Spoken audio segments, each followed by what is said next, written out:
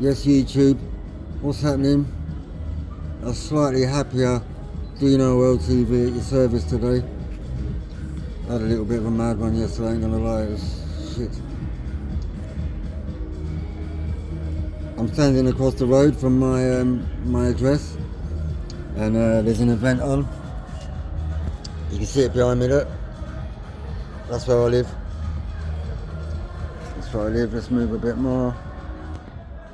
But yeah, let me turn the camera. There it is over there. That's the coffee shop you see me sat outside sometimes. And there's the bar. Look at all them tables in the road. I'm sure there's no, they've got no licenses for those. But there's a do on today. I spoke to the actual promoter of it, the organiser. And my gate is sort of, if I put my finger in front of the camera, is here. That's my gate there, just there. Anyway, and the organiser's telling me it's a do to do with to do with South Africa, and it seems like a good cause to me. I'm like asking him when it's on till. He goes, oh yeah, it should be all done by about 1:30 tonight. So I was like, yeah, okay, and then they'll move you back in the other room, and that'll go until 3 o'clock, because then you can say it's a party, like a private party type thing, just fuck us up even more. But it'll probably be 3 o'clock. But anyway, guys, I'm really still a little bit overwhelmed by all the tranche of subscribers that I got yesterday. I wasn't expecting that at all. It was a bit mad. I thought I'd just put some authentic content out. I was pissed off, so I just stuck it out there. That's how I was feeling, and you kind of saw it, because I've kind of been in the thinking that my videos have only been getting out to like a few hundred devices. That's in my head. That's what I'm thinking. So evidently it's probably a little bit more than that. But I just want to thank you all, the people that made the effort. We're up to 46 now. That's like a fucking hell. I mean, it's crazy, mad. That 50 target's on. I shouldn't have been so aloof as to put a target on it, but people do. I don't know why I even said that, but it was just maybe a bit tongue-in-cheek. I never thought I'd actually get there this quick. Oh, I mean, you know what I mean. But yeah, I promised you a story yesterday about, well, not yesterday, but I promised you I'll tell you it today, about a move my landlord pulled on me back in 2021. It's quite remarkable, a little bit unbelievable, but it happened, so I'm going to tell you about it. Like again, guys, I just want to keep the subscribing up, because I need you to do that. I need these videos to reach. This ain't a money exercise. It ain't a get rich quick scheme, because if it was, I'd be banging trouble. So it ain't even that. I even said yesterday, like, you can take the monetization part of it away. Like, it ain't bother me. I'm not here for that. But anyway, if you could do that, it would be amazing, and I'll be the most grateful guy. I'm telling you. So yeah, thanks anyway. Thanks again, and yeah, keep at it, guys. But anyway, let's begin. Story time. So cast our minds back to 2020. We're just coming out of lockdown.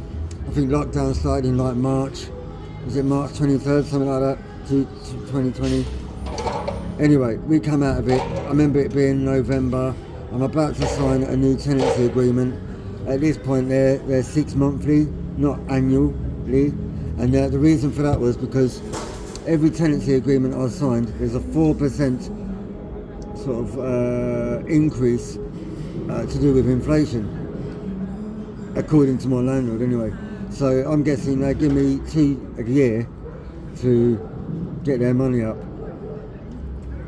Anyway, that's just my thought on it. So anyway, it's November. I just have signed, or I'm about to sign a new tenancy agreement, and I get a knock on my door. So at this point, back then I've got I'm living in a self-contained unit. It's very small, separate bathroom, little kitchenette, and a very tiny living area. Anyway, it wasn't nothing, but it was mine, and I've been in there about 14 years. So that's the sound system starting up across the road, in case you're wondering. I'm probably going to get blasted out in a minute. There's the music. Lucky me. But anyway, I digress. He approached me, knocked on my door. And I'm like, alright, Danny, come in. Danny comes in, sits down. So we're having a sit down, we're having a chat now.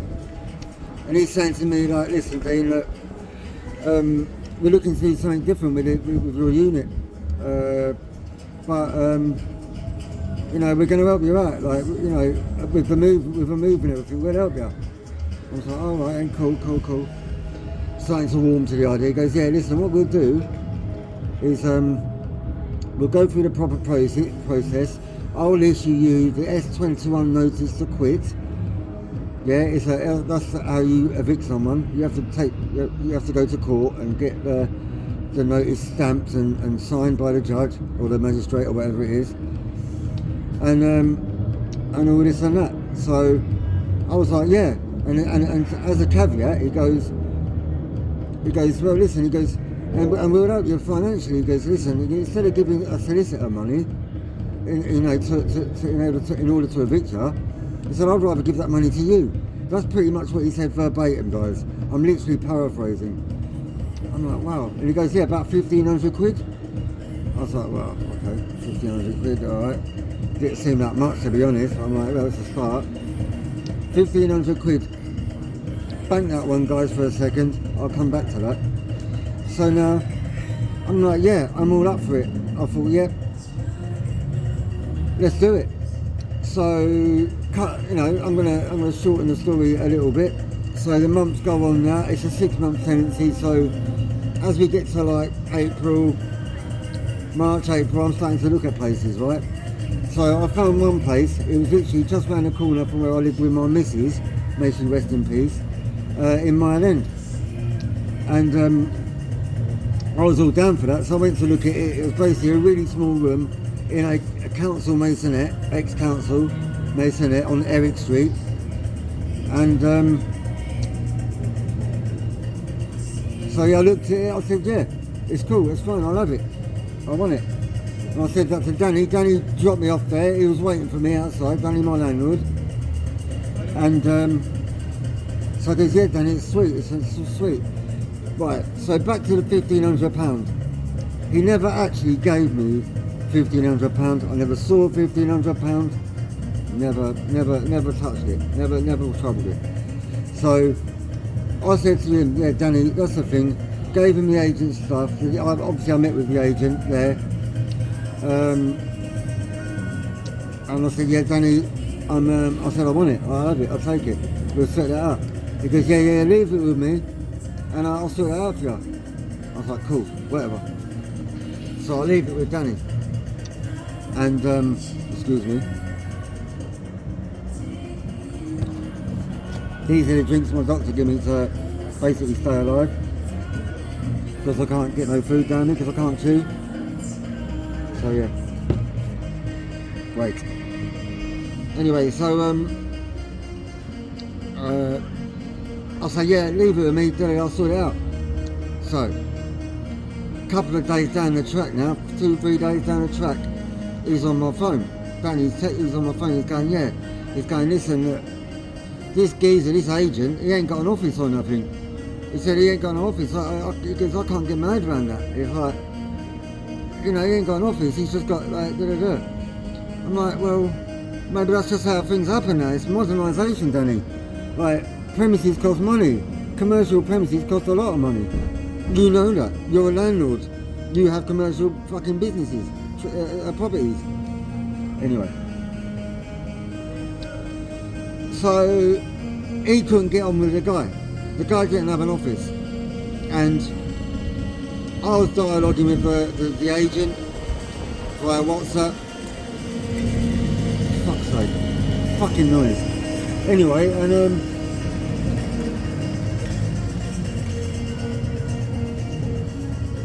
So, and the agent's going to me, listen, look, like, and I was losing my head as well, and the agent was getting a little, I think he was getting a bit intimidated. I'm like, bruv, can we just get this done? Like, what's the issue? And the issue was, Danny wouldn't trouble the guy. I don't think it was ever his intention to honour that flat, personally. So, inevitably, it fucking fell through. So, I go looking for another room. So now, this is a week, the week my tenancy runs out. Bear that in mind. The week my tenancy runs out, right, I go to see an agency in Stepney Green, not far from where I live, right? It's right on Whitechapel Road, above Sainsbury's in fact. And it's a big open plan office, they treat me very well in there. I found another room. I'm talking to another agent, I think he's Italian or something like that. Nice enough guy. He knew where I lived because of he'd been to parties at the bar, and he knew it. He was like, you know, raving about it and all this. I was like, yeah, I'm done with it. I'm out. Anyway, I'll find another room. I call my landlord on the phone. This is a Saturday afternoon, about 3ish. Not that that's relevant, but I'm just saying it for context. And I said, Danny, I've got another room. I said, I said, he's saying we can put a holding fee on it, right, sort of thing.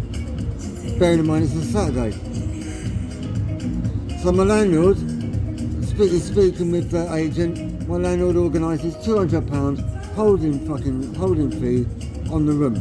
It's in Bethnal Green, same setup, in a council fucking building, on an estate, same shit, right? So let's do it, let's organise it. So, Danny puts my landlord puts the deposit down, the £200 holding fee down. I can't remember what the other details were. Anyway, about 700 quid a month type shit. Anyway, Danny disappears for 2 weeks on holiday, by all accounts. But he never told us that. He never told me he was going on holiday. Never told the agent he was going on holiday. Right? But there it was. It just disappeared. So that room fell through. See where I'm going now? That room fell through. I had to run around, get the £200 fucking money, £200 deposit back, because I didn't want to be I didn't want my fucking landlord moaning at me about that. But this is, you know, none of this is to do with me. Again, he was holding the money. The £1,500 was never ever came my way. Not ever. So anyway, 2 weeks go by. I get hold of my landlord. I was like, alright Danny, you alright? He's like, yeah. Anyway, cut them through short and say to me, yeah, Dean, that money's gone. That £1,500's gone. Or words to that effect. And I'm like, oh, here we go. Bearing in mind, I'm only 2 weeks over, that would have been about 500 quid, so where's the other grand? Do you know what I'm saying? Anyway, I didn't mention it, I just said to him, so what about the digs, Danny? The digs being the accommodations part where all the contractors and that go. They're just little rooms, a couple of double rooms in there with really disgusting toilets and showers and all this, right? It was a shithole, and I said, with a heavy fucking heart, I said, Danny, didn't even talk about the money at the time. I said, Danny, well, what about the digs? And he goes, leave it with me. Just like that, boom.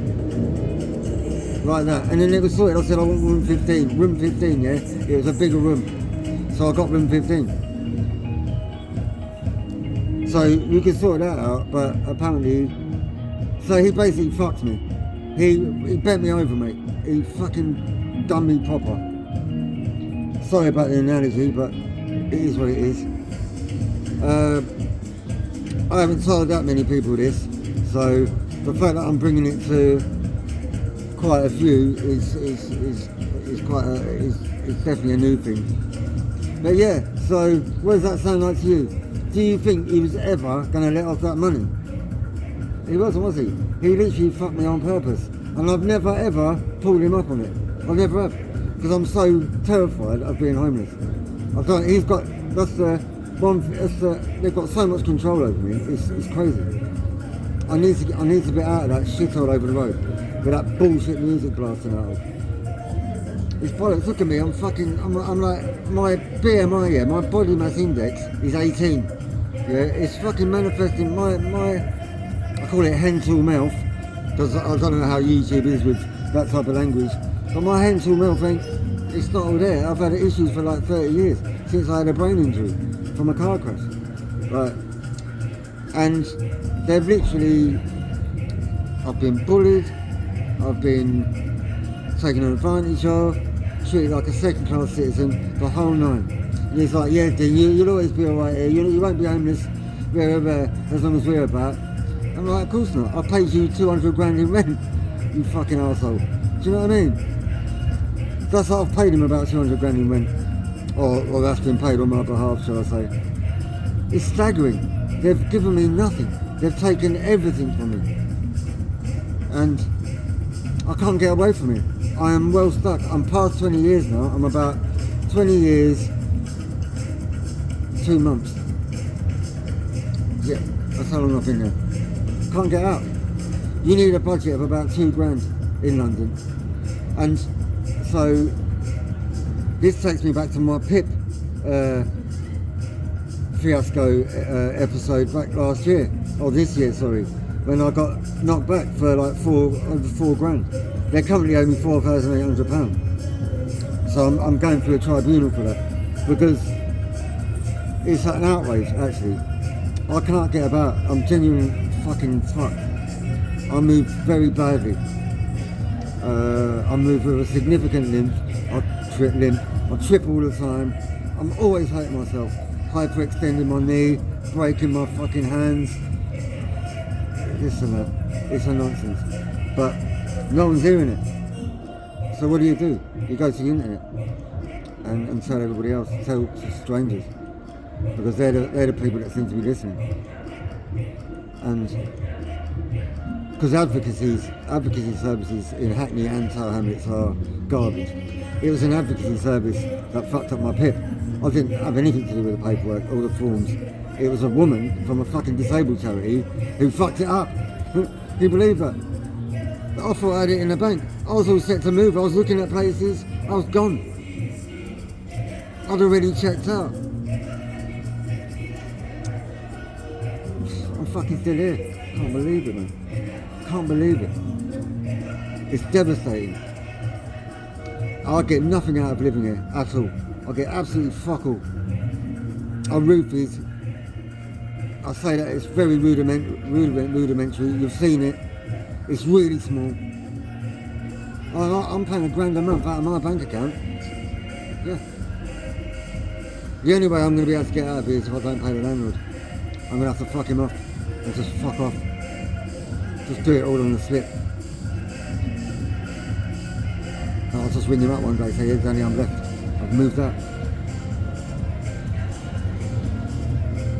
When you consider, I moved here 20 years ago because my missus was dying of cancer, and, or whatever fucking language they use on YouTube, I'm not going to go into that, it's too late now. And I needed somewhere to live because I'd have been homeless. They wouldn't have let me keep it flat because I wasn't married to her.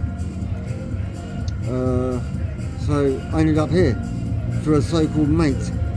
That'd be Danny's business partner, Tony, the other landlord that I've got here, the other fucking joker.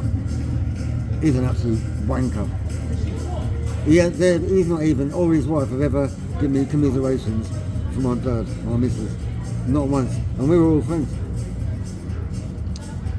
We were hanging out in, like, you know, having drinks and socialising and stuff about 3 years before I moved into here. My missus was very much alive. But yeah, that's how disgusting and trashy they are. They really are. They are the most trashy people I've ever met in my life. Now, I doubt too many people are going to see this video. I mean, I hope they do, but I doubt it. But for those that do see it, this is the gospel truth. As I'll bring it to you as it happened. I remember it very clearly, and I was very much bumped, as we say, as modern vernacular says, as the kids say. Yeah, It is what it is, right? And I'm still here. That was 2021. Yeah, and I'm devastated by it. I've never had an answer for it. They don't give a fuck. These people don't act like normal people. This is my opinion, right? When working class people come into money, not in all cases, but in some, they just turn to shit. It turns them to fucking scumbags, right? And this is an exact example of that. These are two cockneys that went into business together as they're all carpenters, started a building company. This is what this originally was. But I'll tell you, I can tell you loads of stories about it anyway. But that's basically what my landlord did to me 5 years ago. Great, innit? Lucky on me. But anyway, that's enough for today. That's a 20-minute one for you. I hope you stuck with me to the end. If not, well, that's your business, innit? But listen, guys, I'm out of here. Please keep subscribing, doing all that. I genuinely and in the most heartfelt way appreciate it. Like, I can't tell you. I feel a lot better today than I did yesterday. Don't know why that is. But I do. It's because of my mental health issues. Every day's a struggle, right? It is what it is. But listen, ciao for now, guys. That's how everyone talks around here. Saying ciao and that. Works for them, works for me. Listen, latest people. Catch you next one. Gavin, all you new subscribers, welcome aboard the mad show. Because it's gonna be this mad. It just is. Bye. Take care, people.